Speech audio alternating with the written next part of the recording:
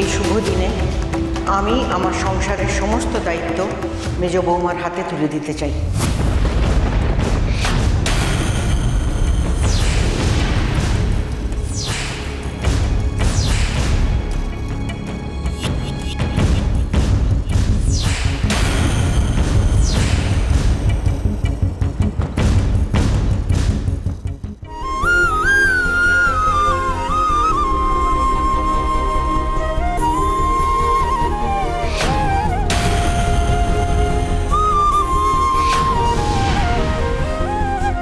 বড় বৌমা, স্মার্ট মেয়ে,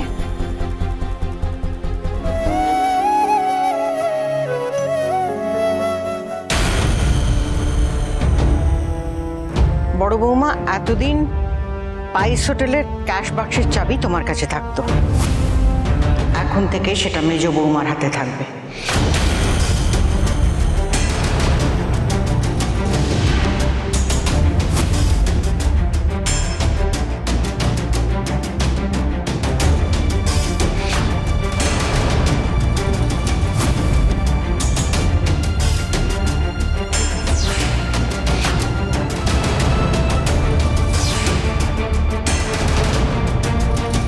দাও বড় বৌমা, চাবিখানা দাও।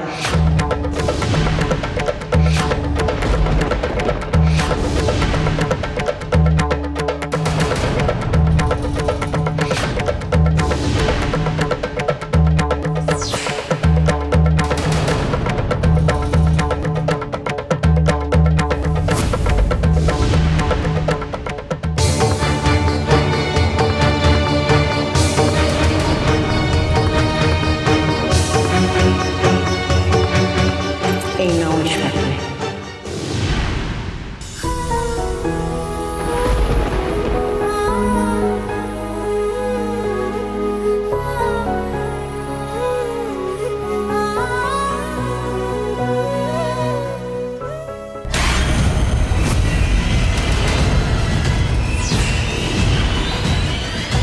কিন্তু মা, বলছিলাম বৌমনি তো বাড়ির বড় বউ, তাকে ছেড়ে হঠাৎ বাড়ির মেজ বউকে সংসারের সব দায়িত্ব দেওয়া, ব্যাপারটা কি বলো তো? হ্যাঁ আন্টি, ঠিকই তো।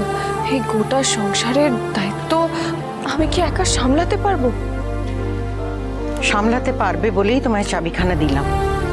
কিন্তু আন্টি, এই সংসারের ভারটা তো তোমার হাতে থাকলেই ভালো হতো না?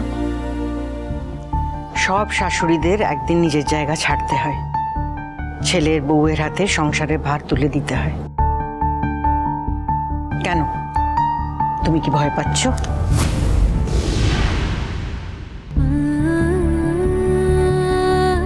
না আন্টি, ঠিক ভয় পাচ্ছি না। আমি জানি স্মার্ট মেয়ে, এই দায়িত্ব তুমি ঠিক পালন করতে পারবে। তোমার উপর আমার পুরো ভরসা আছে। আমার ভরসাটুকু রেখো, কেমন?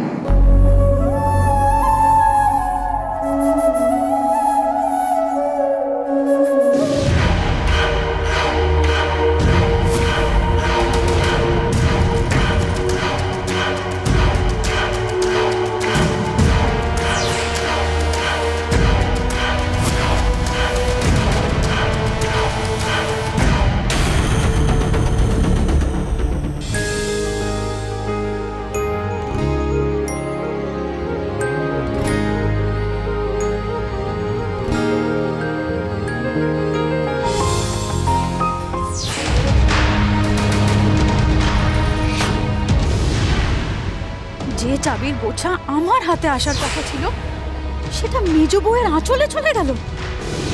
কি পাইস হোটেলের ক্যাশ বাক্সের চাবিটা?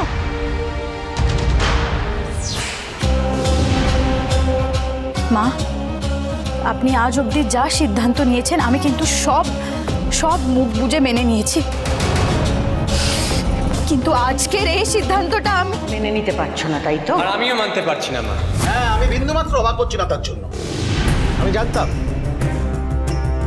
জানতাম এরা দুজন এই সিদ্ধান্তের বিরোধিতা করবে, কিছুতেই মানবে না। হ্যাঁ, সেটা তো খুব স্বাভাবিক বাবু। যে বাড়িতে পা রাখার পর থেকে শুধুই অশান্তি আর অশান্তি, সে সংসারের দায়িত্ব নিলে আমরা কেউই খুব একটা ভালো থাকবো না বাবা। ভাস্কর, দেখ তুই কিন্তু ভাস্কর,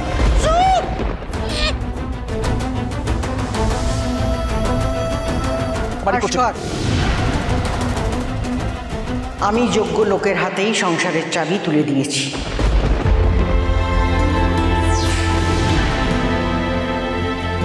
আর কেন বড় বৌমা নয় তাই তো? কারণ মেজ বৌমা বড় বৌমার নামে যা যা কথা বলেছে সেই সব কিছু সত্যি মিথ্যে যাচাই না করা অবধি আমাদের সংসারে কোনো ব্যাপারে বড় বৌমা ঢুকবে না।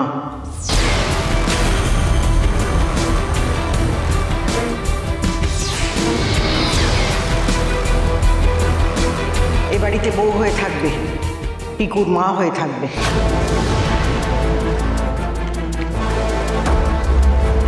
কিন্তু সংসারের লক্ষ্মীর হাতে আমার এই বাড়ির চাবি থাকবে।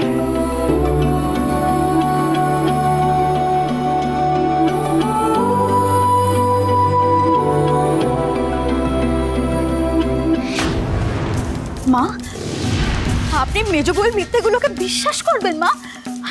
আর আমি যে এত কাল এই সংসারের জন্য প্রাণপাত করলাম,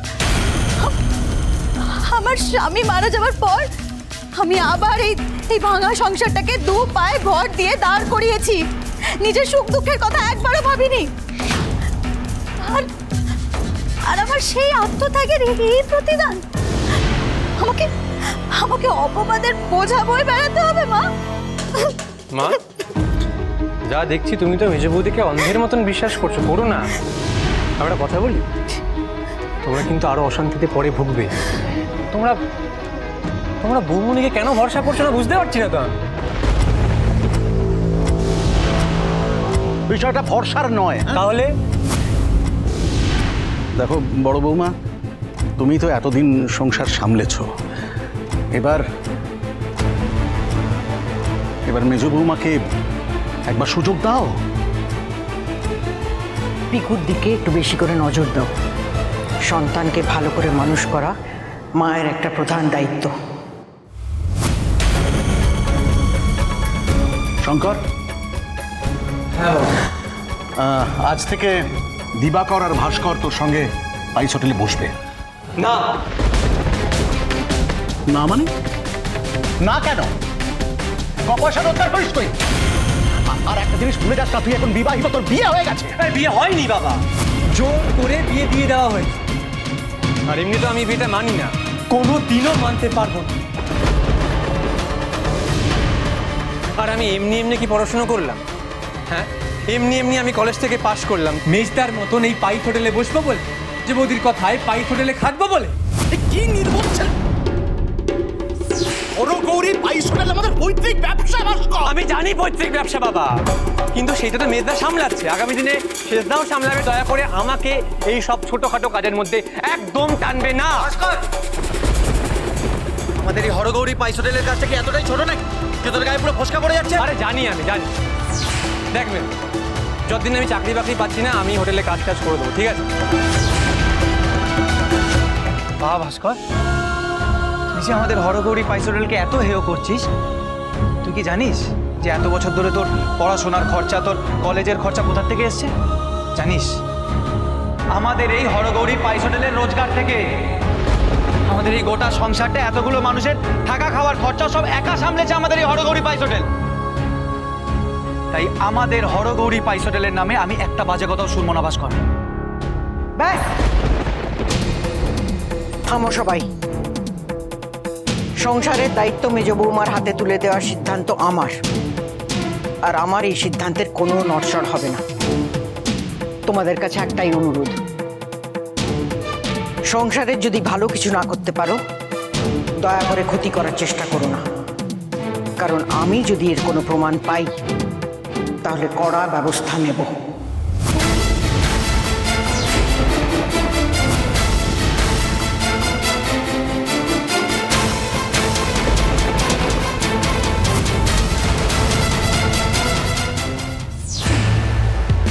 রাত্রির মধ্যে ওই সংসারের চাবিটা যদি আমি তোমার আঁচল থেকে আমার হাতের মুঠোয় না নিয়েছি, আমার নামও মিতালি ঘোষ নয়।